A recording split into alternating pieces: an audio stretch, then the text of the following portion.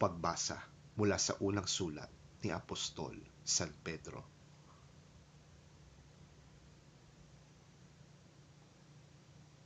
Sa mga matatandang namumuno sa inyo, nananawagan ako bilang isa ring matandang pinuno ng iglesia na tulad ninyo. Saksi ako sa mga paghihirap ni Kristo at makakabahagi ako sa karangalang malapit nang ipahayag. Nakikiusap ako sa inyo, alagaan ninyo ang kawan ng Diyos na ipinagkatiwala sa inyo.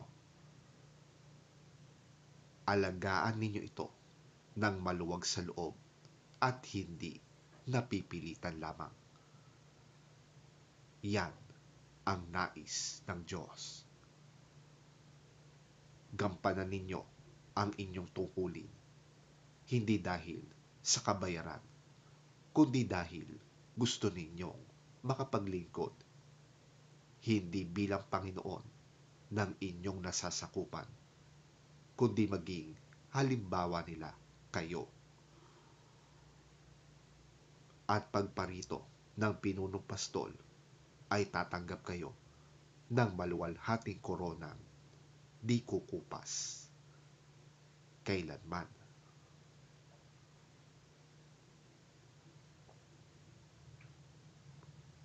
Ang salita ng Diyos. Salamat sa Diyos.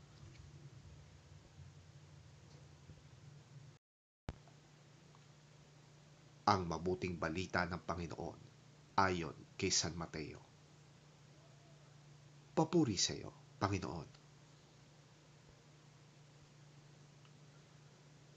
Nang dumating si Jesus sa bayan ng Cesarea ng Filipos, tinanong niya ang kanyang mga alagad, ano ang sinasabi ng mga tao patungkol sa anak ng tao?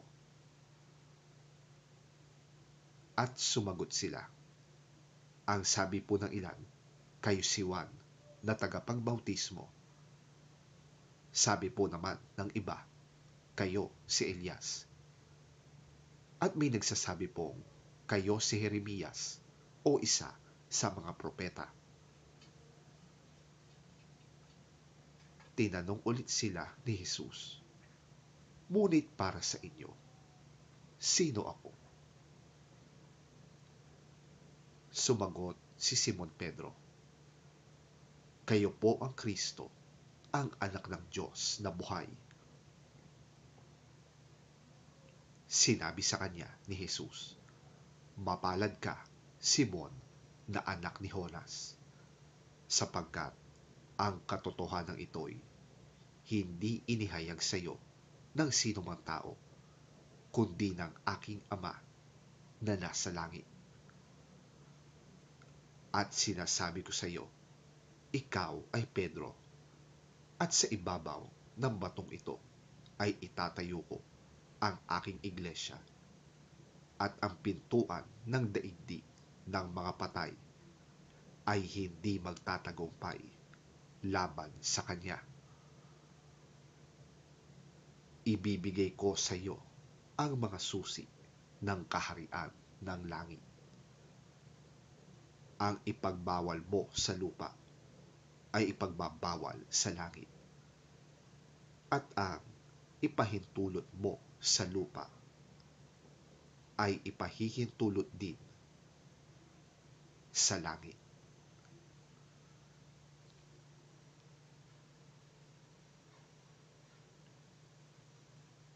Ang mabuting balita ng ating Panginoon.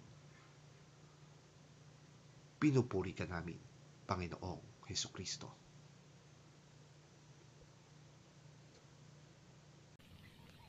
When Jesus came to the region of Caesarea Philippi, he asked his disciples, who do people say the Son of Man is? They replied, some say John the Baptist, others say Elijah, and still others, Jeremiah or one of the prophets.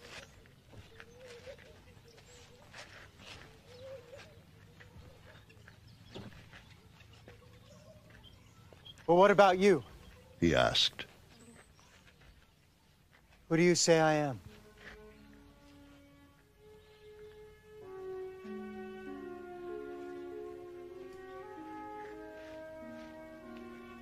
Simon Peter answered, You're the Christ, the Son of the living God.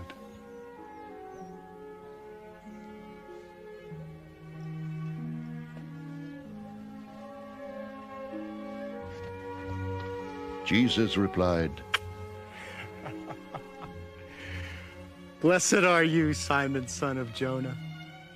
For this was not revealed to you by man, but by my Father in heaven. And I tell you that you are Peter, and on this rock I will build my church, and the gates of Hades will not overcome it. I will give you the keys of the kingdom of heaven. Whatever you bind on earth will be bound in heaven, and whatever you loose on earth will be loosed in heaven.